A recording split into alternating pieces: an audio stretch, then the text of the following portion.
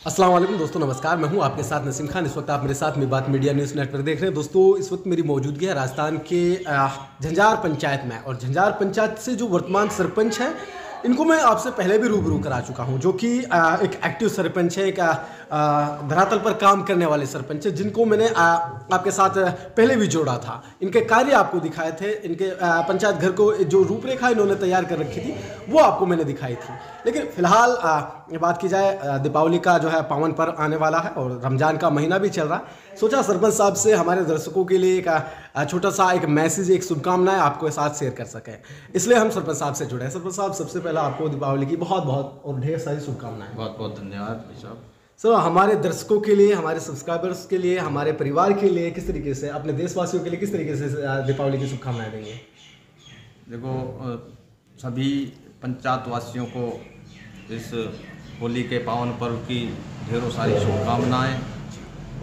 मेरा सभी से यही अनुरोध है कि होली के इस पावन पर्व को भाईचारा के साथ मनाएं, किसी की भावनाओं के साथ खिलवाड़ ना करें, बिल्कुल, और अपना भाईचारे को कायम करते हुए क्षेत्र में इस होली के पर्व को मनाएं। रंगों का त्यौहार है, सबको भाईचारे के साथ गले लगाएं। बिल्कुल सर, देश में जिस तरीके का माहौल बना हुआ है या फिर जो बना रखा है, इसको देखते हुए अभी एक विवाद भी चल रहा है, क्योंकि जिस दिन दीपावली का पर्व है उसी दिन जुमा भी है, और जैसा कि आपको पता है कि रमज़ान का महीना भी चल रहा है।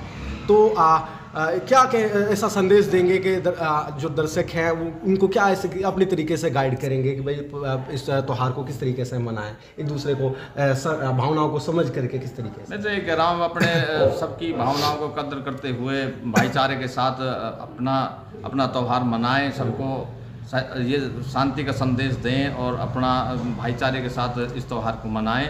दोनों ही अपने जब मुस्लिम लोग भाई हैं तो वो भी इस अपने त्यौहार को भाईचारे के साथ मनाएं क्षेत्र में। बिल्कुल सर। सर, बात कर लेते हैं आपके स्वास्थ्य के बारे में। सर, स्वास्थ्य कैसा है वैसे?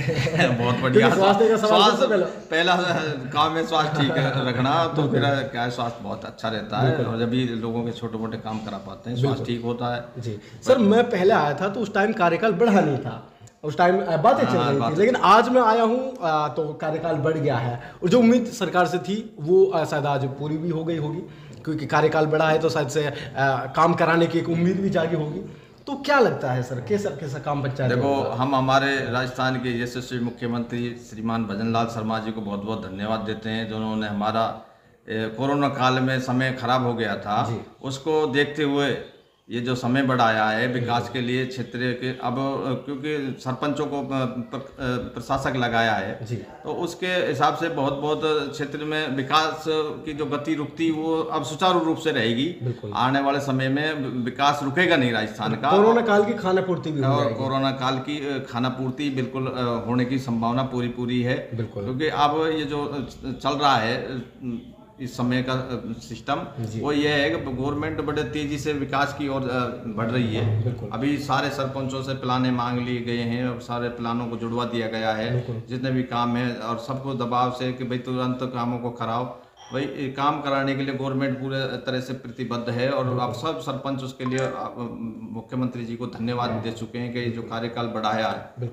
तो जो हमारे रह गए थे हमारे कार्यकाल में काम, तो अब हम चाहते हैं कि बहुत जल्द ही उन कार्यों को पूरा किया जाएगा। सर, मार्च का महीना चल रहा है, आपको भी पता है, इस महीने में बजट पेश किया जाता है, और आपके पंचायत की ऐसी क्या मूलभूत समस्याएं हैं जिनको आप सोल्व कराना चाहते हैं या फिर काम कराना चाहते हैं? उनको हमारे उम्मीद है कि प्रशासन हमको लाइव सुन रहा है, क्या ऐसी मांगे हैं जो पंचायत के लिए, आप पंचायत के हक में आप रखना चाहते हैं? पंचायत में देखो, छोटी मोटी हमारे जैसे अब कहीं पिछले काम नहीं हो पाए पिछले कुछ समय से, तो अब हमारी ये है कि छोटी मोटी समस्याएं, प्रमुख मुद्दा क्षेत्र में पानी का है। तो अभी हमारे प्रशासन से बातचीत हुई है, पानी को 20 दिन के अंदर अंदर दोनों गांवों में पानी को चलवा दिया जाएगा। जेजेएम योजना के अंतर्गत जनता जल योजना है जो उसमें, तो उसके अंतर्गत कुछ ही दिनों में पानी सुचारू रूप से पंचायत को मिलना चालू हो जाएगा। सर, अभी मैं आपके पास जब आया तो आपके पास 2 लोग बैठे हुए थे, और जब वो लोग जा रहे थे तो मैंने सुना उनकी एक समस्या थी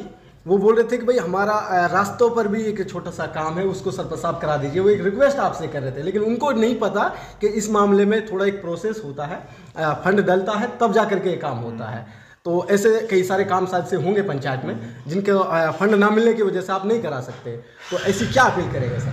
बिल्कुल, मेरा क्या है कि अभी मंत्री जी से भी मिलेंगे और उनका जो काम है वो आए लोग उनका बिल्कुल हम कराने का प्रयास बहुत जल्दी करेंगे और उनसे जो वादा किया उसको जल्दी से जल्दी पूरा करें। सर आपसे मेरी ना कोई बात हुई थी फिलहाल आज आने के लिए, और ना ही ऐसा कोई मेरा कोई आने का मन था, जो कि आपको नहीं पता था। मेरा तो था सर मन, तो आपको कुछ पता नहीं था। ऐसा नहीं कि भाई ये कोई ढोंग हो या फिर आप हमारे लिए दिखाने के लिए ये सब कर रहे हो, तो आप लोगों से मिल रहे थे। ये सिलसिला सर चलता रहता है या फिर? भाई देखो, मेरा लगभग 11 बजे तक का समय होता है डेली, मतलब पूरे पंचायत के लोग क्या आसपास के सामाजिक लोग हैं वो मिलना जुलना उनसे डेली है। ये जनता जनार्दन बिल्कुल, और कोई भी पूरी पंचायत के लोग कभी ये शिकायत नहीं कर सकते कभी सरपंच हमें नहीं मिला, हमें परेशानी झेलनी पड़ी, कहीं उसको साइन नहीं कराने पर हैंड टू हैंड अपना हर वक्त जेब में मोहर रखते हैं। कहीं भी अगर कोई जंगल में मिल जाता तो अब उसकी समस्या को तुरंत समाधान करते हैं। सर एक और सवाल, मैं लगभग अब तक राजस्थान की 150 से 200 पंचायतें कवर कर चुका हूँ, और उस टाइम आपसे मिला था, उस टाइम शायद कम थी, अब और ज़्यादा भी हो सकती है। तो मैंने जो सिस्टम और जो सलीका, जो डिसिप्लिन आपके पंचायत घर में देखा सर, वो वाकई काबिल तारीफ है। मैं एक बार उनके बारे में आपको फिर से शुभकामनाएं देता हूँ कि आपने बहुत बेहतरीन काम किया था।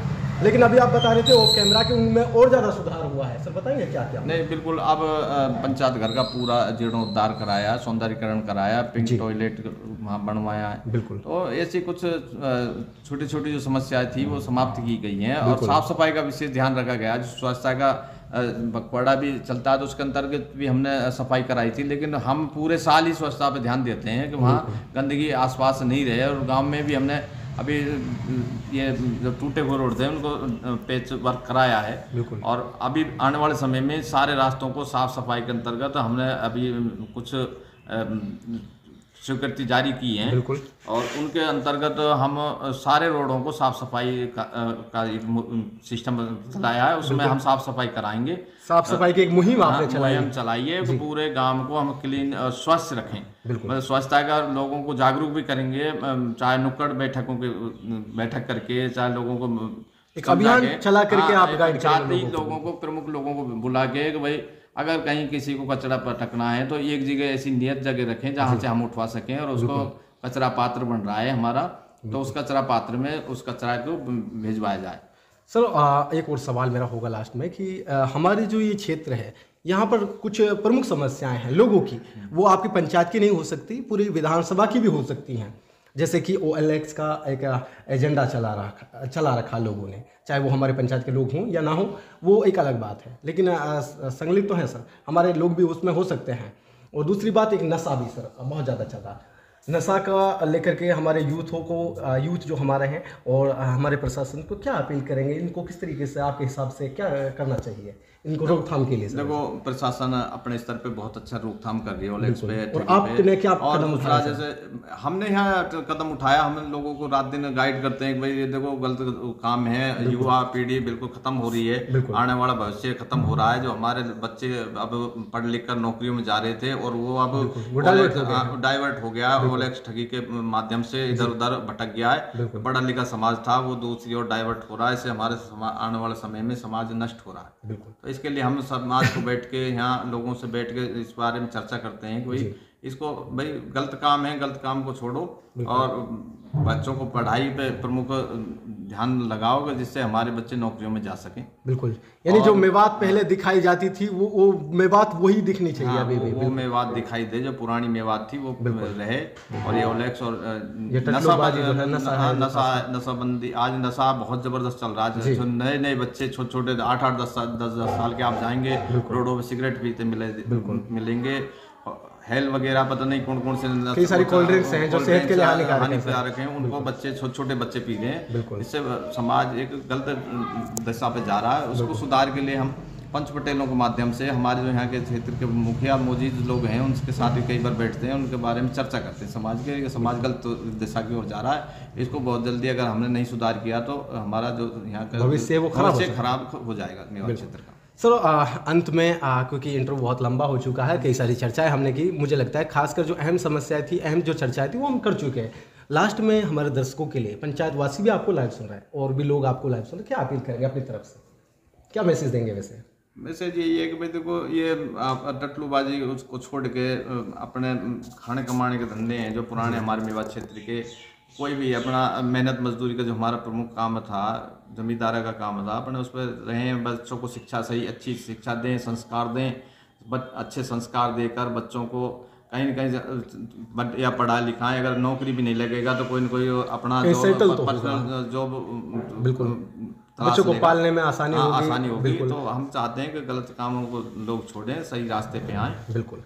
चलिए, तमाम बातचीत के लिए बहुत बहुत शुक्रिया सर। बहुत बहुत धन्यवाद। दोस्तों, ये थे हमारे साथ झंझार पंचायत के एक ऐसे सरपंच साहब जिन्होंने अपने कार्यकाल के दौरान काम तो किए, लेकिन काम के साथ साथ कई सारी ऐसी मुहिमों पर भी काम किया, जो कि नशा की बात की जाए, चाहे नुक्कड़ों पर बैठ करके लोगों को गाइड करने की बात की जाए, कई सारी ऐसी मुहिमें चला। खासकर एक सफाई पर इनका पर्सनली एक रुझान है कि गाँव में साफ सफाई आम रूप से होनी चाहिए, क्योंकि साफ़ सफाई बहुत महत्व रखती है। एक स्वास्थ्य के लिए नुकसान से बचने के लिए साफ़ सफाई का होना बहुत ज़्यादा ज़रूरी है।